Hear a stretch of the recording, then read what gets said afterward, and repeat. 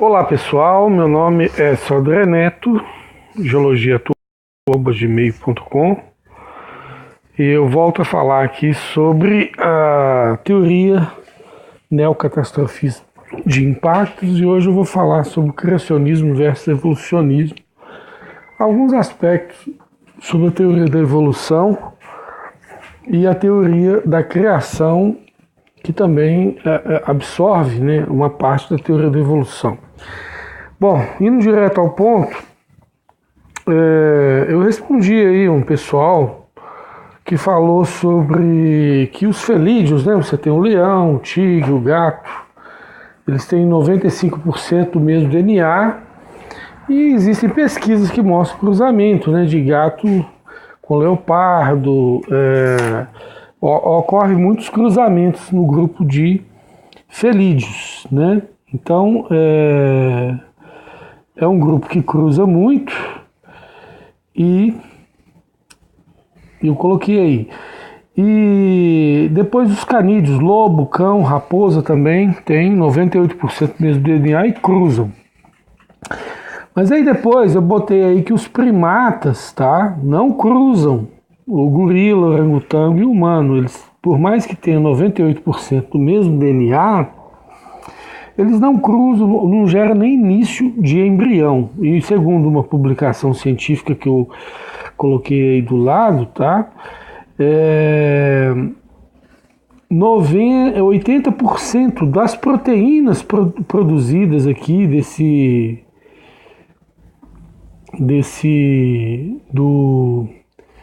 do chimpanzé, tá? Que 88% de diferença, tá? Aqui, ó, 80% de diferença existe entre as proteínas do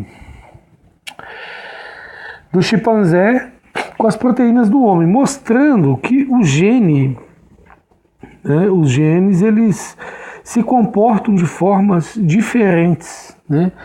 Então, no código genético humano existem ordens, né, configurações que mandam compor uma proteína de uma maneira, de outra maneira e tal. Então o pessoal foi e falou assim, mas por que não cruza? Né? E por que lá os gatos cruzam? Então eu falo assim, olha, que o homem teve essa diferença proteica devido ao estilo de vida, mas o gato também teve, né? Ele é um gato doméstico, come muita coisa que a gente come, vive no mesmo lugar muitas vezes, e continua com a semelhança genética em termos genéticos e em termos proteicos. Já o homem não, o homem tem uma diferença proteica imensa com o chimpanzé, né? Então, quer dizer, não justifica o fato de o gato permanecer com essa semelhança proteica e de comportamento genético e o homem não permanecer, uma vez que eles vivem no mesmo ambiente que a gente. Então, quer dizer, a diferença proteica entre nós e o gorila, o orangotango e o chimpanzé deveria ser também verificada no gato em relação aos outros, ao leopardo, aos outros animais que vivem na floresta, né? E não tem, e nós temos. Então, mostrando que o homem é singular, por mais que o pessoal tente fazer cruzamento. Eu lembro que uma das minhas primeiras experiências, quando eu nem sabia o que era DNA, foi um cientista ateu chamado Manuel Doria. Ele me desafiou lá naquela época que eu usava muito a bate-papo UOL. Eu defendi o criacionismo de forma teológica e não de forma científica, como eu faço hoje. E eu lembro que ele falou assim, Sodré, tem um defeito causado por um retrovírus, né, um vírus mais antigo, conhecido, e ele fez um defeito no código genético humano, igual tem no código genético do macaco, nos parentes. Na época eu não tinha amigos cientistas, não tinha livros, não sabia nem o que era DNA, faz muitos anos isso.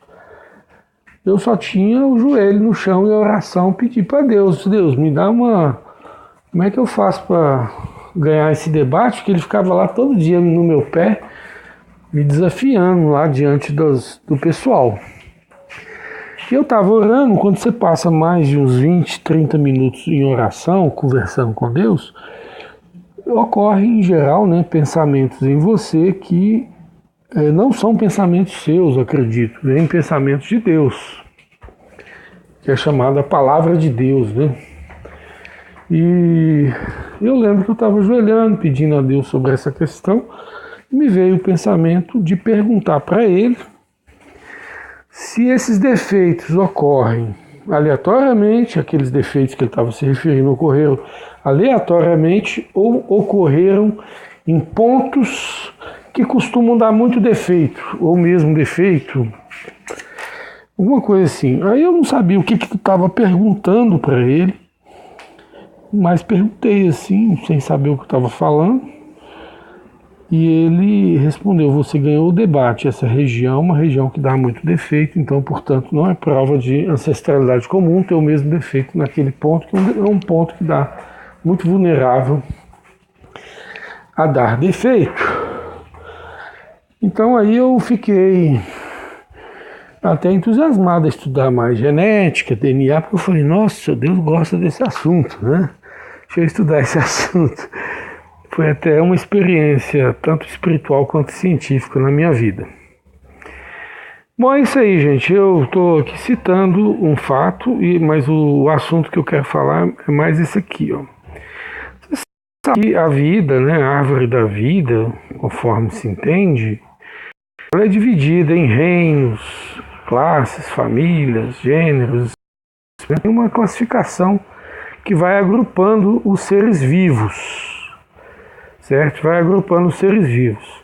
Então tem os fungos, as bactérias, os protozoários, as plantas. Ah, tá difícil fixar essa imagem aqui. E os reinos também, os animais, né? E aí dos animais tem várias classes e famílias.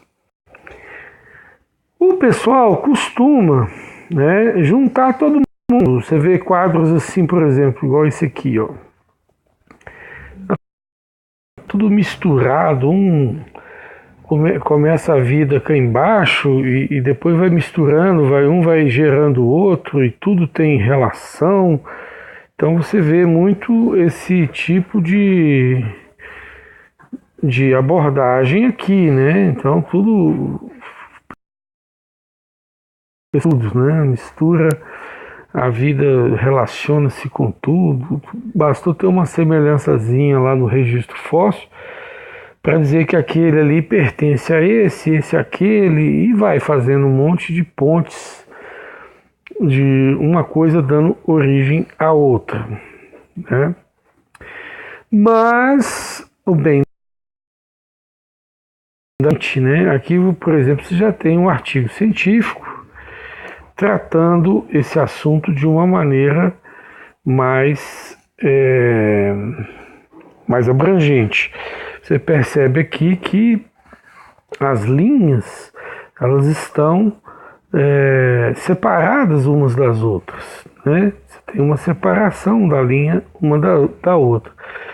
E você tem uma continuidade, vamos dizer assim, uma continuidade em relação à permanência daquele tipo, daquela morfologia, daquele arquétipo que surgiu lá embaixo no registro fóssil e permanece até deu origem a diversas variações hoje, né? E essas ligações que você vê aqui, ó, essas ligações aqui na base, tá? No registro fóssil, elas simplesmente não existem. Elas estão aí, mas não existe, assim, simplesmente achou uma coisa aqui, outra coisa ali, outra coisa aqui, outra coisa aqui, e foi achando coisas já prontas, já vivas, já no registro fóssil, sem nenhuma antecedência evolutiva anterior, de etapas evolutivas anteriores ao surgimento daquele organismo pronto. Né? O Wolfgang Eckhard Learning, do Max Planck, publicou sobre isso, mostrando que a complexidade da vida é necessária para a sobrevivência e ela surge pronta no registro fóssil. Né? E depois permanece em estase morfológica. Aqueles primeiros surgimentos de formas de vida, eles permanecem, vamos dizer assim, inalterados morfologicamente durante um tempão e depois desaparecem. Né? Então, assim, sem muita variabilidade, tanto é que o registro fóssil é extremamente pobre, tanto taxonomicamente, número de espécies, quanto morfologicamente, número de formas diferentes não tem, é uma repetição em 71%, segundo centenas de trabalhos publicados desde 1944 com Simpson, que apontou 71% de repetição morfológica, e depois tem artigos dos pontualistas, né? Mais de 1000 artigos.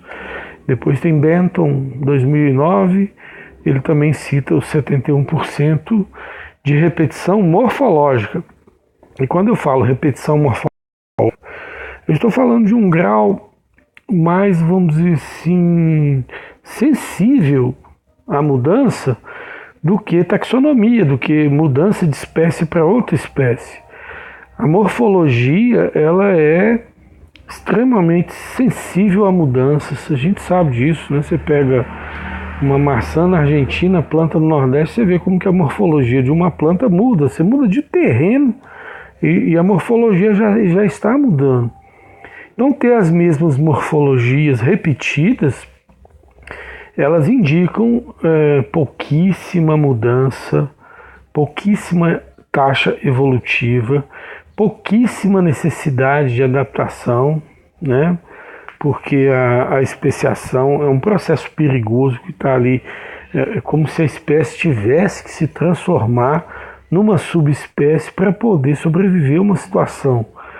Então a especiação ela sempre, em geral, ocorre por deriva genética, separação, né, de populações, ocorre por catástrofes, né? Matou um monte ali, sobrou um pouquinho, esse pouquinho agora tem que se reconfigurar no novo ambiente, sob poucos, vamos dizer assim, elementos, e agora eles fundam uma nova espécie chamada efeito gargalo fundador, né, as catástrofes.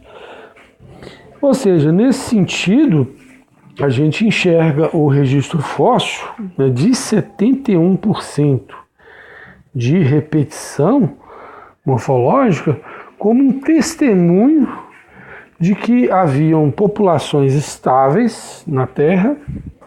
Se estão repetido ali porque isso indica sepultamento de populações e não de espécies intercaladas por milhões de anos, e eles viviam sob o mesmo ambiente, porque qualquer mudança ambiental e teremos mudanças morfológicas, né? Mas vamos para frente, vamos falar mais de algumas coisas assim. Aqui a gente tem esse gráfico, né, mostrando o distanciamento entre um grupo de ser vivo e outro grupo de ser vivo. As bactérias, elas permanecem as mesmas até hoje, né? Mas o que eu queria falar mesmo, eu não falei aí. Vocês acreditam? Então, bom, não falei. Eu deixo para o próximo vídeo. Deu 14 minutos já.